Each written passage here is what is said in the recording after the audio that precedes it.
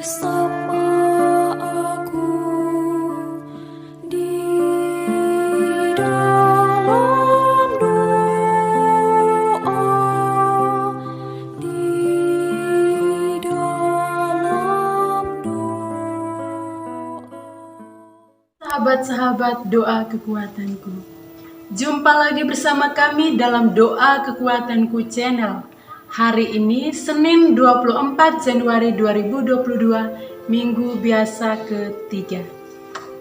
Doa bersama hari ini akan dibawakan oleh Suster Maria Wigberta PRR yang sedang bertugas di Malang. Sabda Tuhan yang kita dengar dan kita renungkan hari ini diambil dari Injil Markus bab 3 ayat 22 sampai 30. Sabda Tuhan dan renungan ini akan dibawakan oleh Suster Maria Salva PRR dari komunitas PRR Yogyakarta dengan tema Mengenal Kuasa Yesus dan Pekerjaan Setan. Mari kita awali doa dan permenungan kita hari ini dengan mengundang kehadiran Roh Kudus.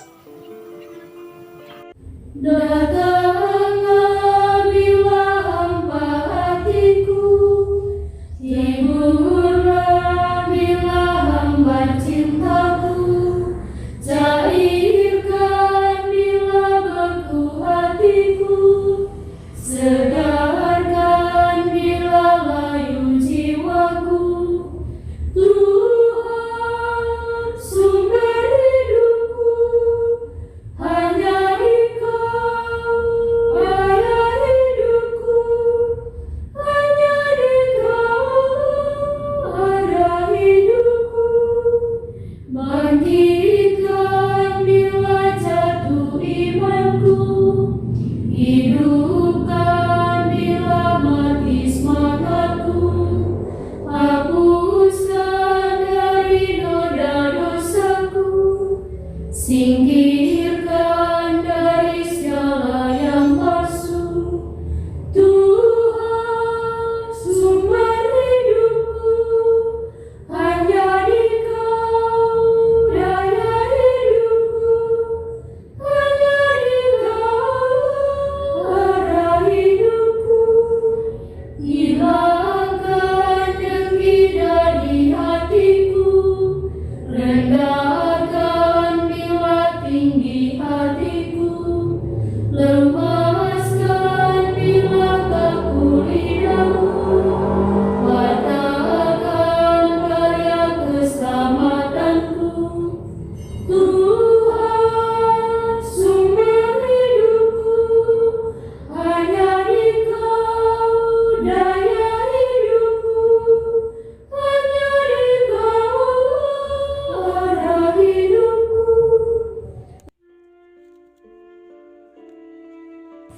Dalam nama Bapa dan Putra dan Roh Kudus. Amin. Utuslah Roh-Mu ya Tuhan, maka semuanya akan diciptakan lagi. Dan Engkau akan membaharui muka bumi. Marilah berdoa.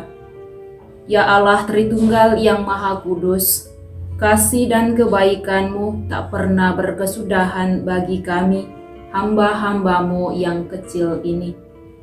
Engkau selalu mengasihi kami dengan kasih yang kekal.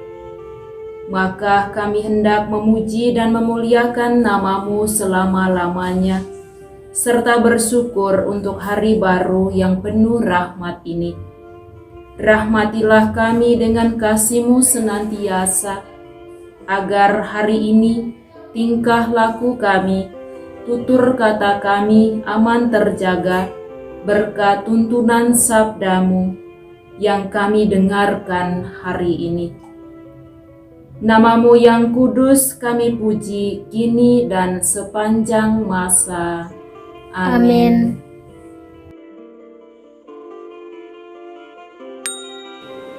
Semoga Tuhan beserta kita Sekarang dan selama-lamanya.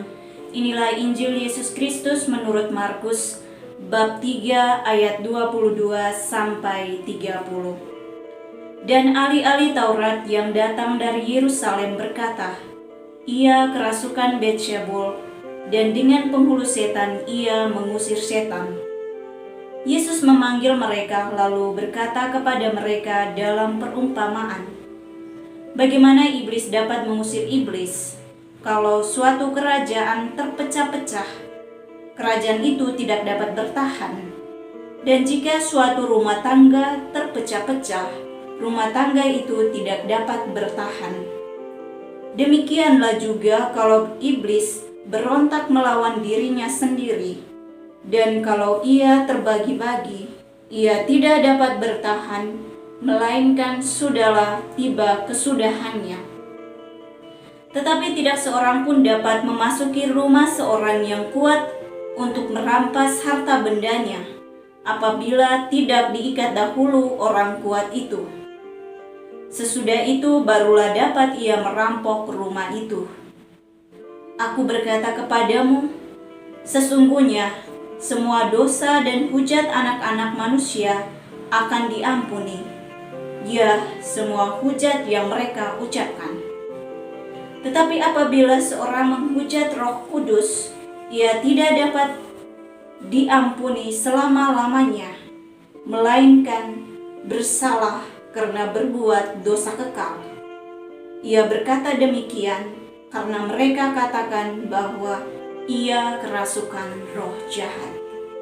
Demikianlah sabda Tuhan. Terpujilah Kristus.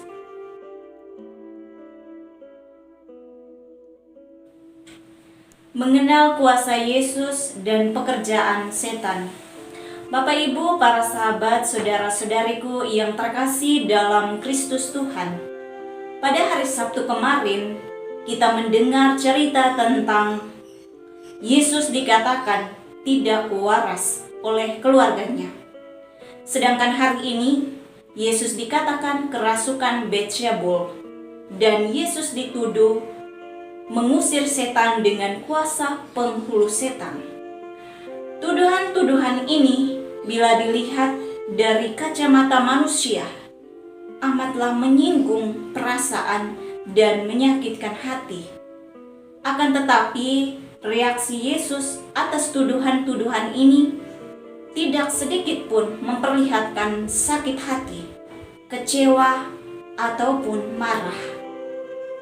Yesus terlihat dengan sabar, tenang, bahkan penuh kuasa, memberikan penjelasan bahwa iblis tidak mungkin berperang melawan iblis, karena dengan begitu mereka akan terpecah belah, dan tamatlah riwayatnya.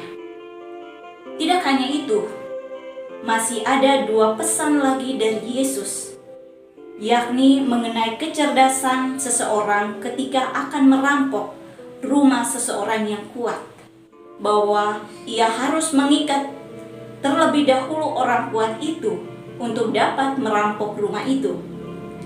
Sedangkan pesan Yesus yang ketiga adalah tentang dosa yang diampuni. Menurut Yesus, dosa semua anak manusia dapat diampuni. Hanya satu yang tidak dapat diampuni, ialah dosa menghujat Roh Kudus. Dosa ini termasuk dosa kekal. Bapak, Ibu, para sahabat, saudara-saudariku yang terkasih dalam Kristus Tuhan. Untuk mengenal kuasa Yesus dan pekerjaan setan, penginjil Lukas sudah menguraikannya dengan jelas. Pada ayat terakhir dikatakan bahwa Yesus berkata demikian karena mereka mengatakan bahwa ia kerasukan roh jahat. Yesus mengusir setan dengan kekuatan kuasanya sebagai anak Allah, bukan dengan kekuatan penghulu setan. Cukup masuk akal bila Yesus mengatakan bahwa jika iblis mengusir iblis, mereka pasti terpecah belah. Maka tidak mungkin Yesus mengusir setan dengan kuasa penghulu setan. Pekerjaan setan ialah membinasakan, menyusahkan, menyengsarakan. Maka tentu ada kuasa lain yang berlawanan dengan hal ini. Dan kuasa ini tak lain adalah kuasa Roh Kudus yang membebaskan orang-orang yang tertawan sehingga mereka dapat melihat Tuhan. karya-karya kebaikan yang diilhami oleh kuasa Yesus, yang tentunya tidak terpisah dari peran Roh Kudus, sangatlah kuat dan tidak mungkin kalah oleh pekerjaan-pekerjaan si jahat. Karena itu, Yesus menegaskan sekaligus mengajak ahli-ahli Taurat dan para pendengarnya untuk mendengar bisikan Roh Kudus, untuk membiarkan diri dibimbing dan dipenuhi oleh Roh Kudus.